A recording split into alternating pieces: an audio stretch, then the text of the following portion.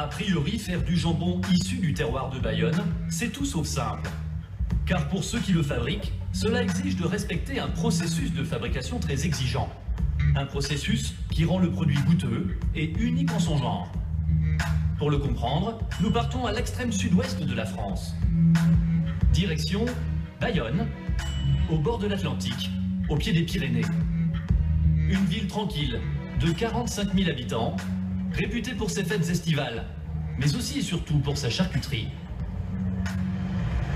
Nous nous rendons dans l'un des établissements les plus réputés de la ville. Ici, le Bayonne, c'est le produit star. Un épaisseur savoureux, madame. À la tête de la charcuterie, Cédric, 35 ans. Pour acheter ses jambons, certains clients sont prêts à traverser la ville.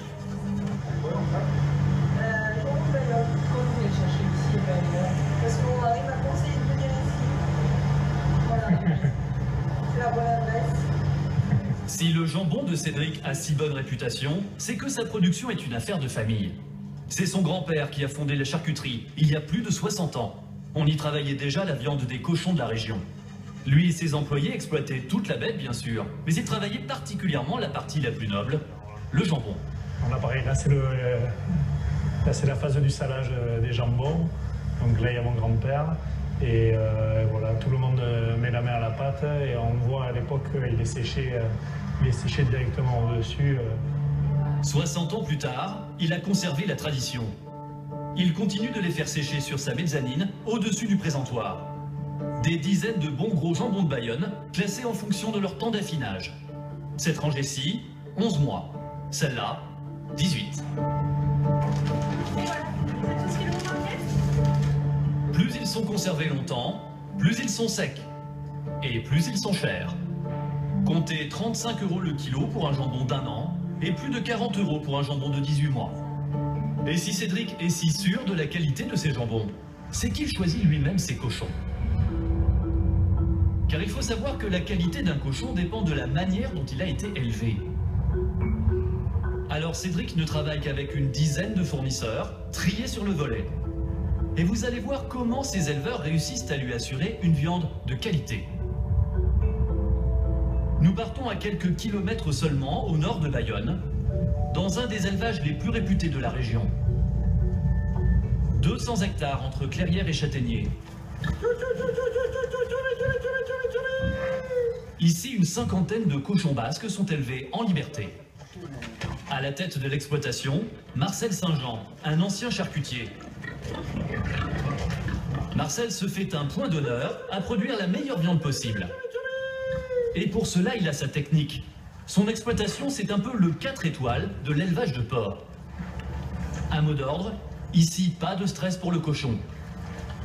Car plus un porc est heureux, meilleure est sa viande.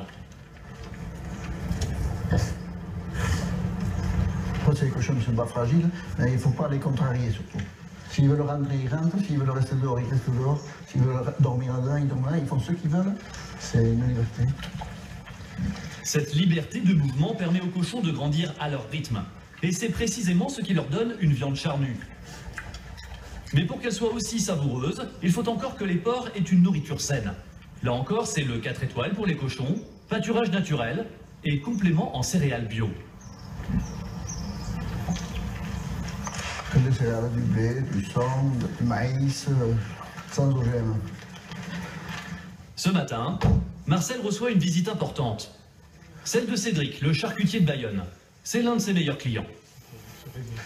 Bonjour. Bonjour. Ça va? Ça va? Ça aussi? Ouais, très bien. Et à ce titre, il lui permet de voir les derniers cochons qui sont arrivés. Ça c'est les jeunes, ça alors. 4 mois. Pour Cédric, c'est l'occasion de présélectionner le ou les cochons qui lui semblent les meilleurs. Là déjà, il commence déjà à avoir un joli postérieur. Et pour cela, il s'intéresse, mais oui, à leur postérieur. Car le jambon, c'est la cuisse et la fesse du cochon. On voit à l'arrière-train qu'il a le fessier un peu bombé, il est un peu culard. Ça c'est l'annonciateur déjà d'une belle pièce de jambon. Un cochon culard, qui a des fesses bien grasses, c'est la promesse d'un jambon plein de goût. Ce matin, en quelques minutes, Cédric a identifié avec Marcel 2 cochons prometteurs, aux fesses bien dodues. Attention, ce qu'il va être aujourd'hui. Il va être long, mais... Ils ne sont pas dans des parcs, ils ne sont pas industrialisés, c'est voilà, c'est à l'ancienne. Et c'est ce qui fait que le jambon, le jambon et même la viande aura un goût particulier. On a vraiment quelque chose d'exceptionnel et on a le résultat à la fin. D'ici 10 à 12 mois, ils auront pris en muscles et en graisse. Ils pèseront entre 100 et 130 kilos. Et dès qu'ils seront passés à l'abattoir, tout l'enjeu sera de les transformer en bonne charcuterie. Une phase déterminante pour que ces joyeux porcelets se transforment en véritable jambon de Bayonne.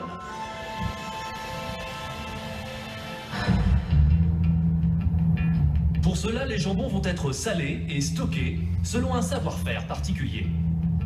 Une méthode qui fera d'eux de vrais jambons du terroir de Bayonne. Mais voilà, le salage et le stockage, ça coûte cher. Alors, avec d'autres charcutiers locaux, Cédric s'est organisé. À quelques kilomètres de là, nous arrivons à la coopérative artisanale basque du jambon de Bayonne. À l'intérieur, des dizaines de frigos géants, tous remplis du sol au plafond de milliers de jambons. Un endroit stratégique, car c'est de la façon dont ils vont être traités ici que va dépendre la qualité finale des jambons. Pour un jambon de Bayonne, il faut un salage régional et un séchage d'au moins 7 mois. Mais Cédric va plus loin. D'abord, il va ajouter au sel local un mélange d'épices de son cru. Là-bas, c'est du sel blanc, et quand on rajoute des épices dedans, ça, c'est secret. Chacun met son mélange, ça se fait. Ça, on vous le dira pas. Et là où d'autres charcutiers vendent directement leur jambon après les 7 mois d'affinage en frigo, Cédric, lui, joue les prolongations. Il va les placer pendant plusieurs mois encore dans un autre lieu d'affinage. Pour comprendre cette ultime étape, il faut retraverser la ville, direction la charcuterie de Cédric. Un commerce en apparence tout ce qu'il y a de plus normal. Et pourtant, c'est ici, à l'étage, qu'est gardé le secret de fabrication des jambons du charcutier. Les volets sont systématiquement fermés, de nuit comme de jour, et ce n'est pas un hasard. Tous les jours, Cédric se rend à ce fameux étage pour inspecter ces jambons qui terminent de sécher ici, dans une pièce qui leur est entièrement dédiée. Et les belles pièces comme ceci, là on lui laisse le temps. Et le temps, c'est précisément ce qui va faire toute la différence entre un bon et un très bon jambon de Bayonne.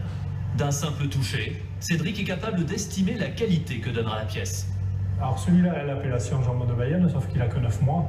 Donc pour nous, c'est pas un critère assez exigeant. Donc on l'oblige à rester au moins 3 mois. Ça nous coûte de garder 3 mois de plus, mais on est sûr d'avoir un résultat optimum.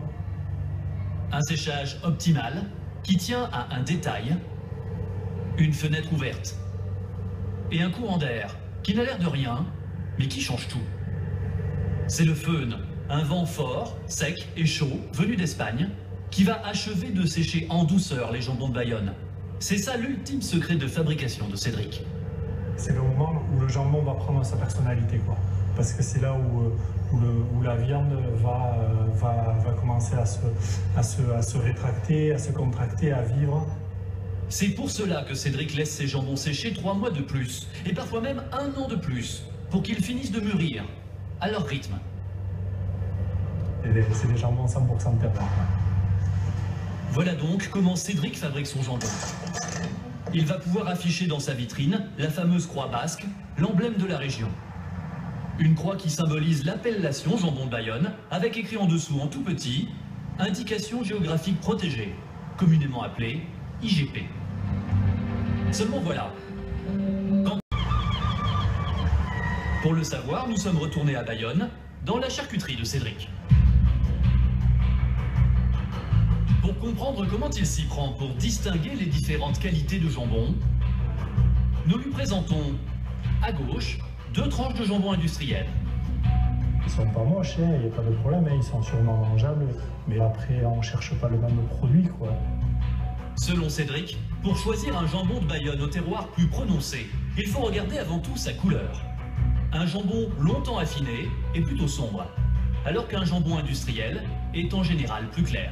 Là, on est sur un produit en rose pâle qui est sûrement très bien pour les 9 mois, mais là, on aura beaucoup plus le sel que vraiment le goût de viande. On aura une viande qui sera très moelleuse, très pâteuse, on va dire.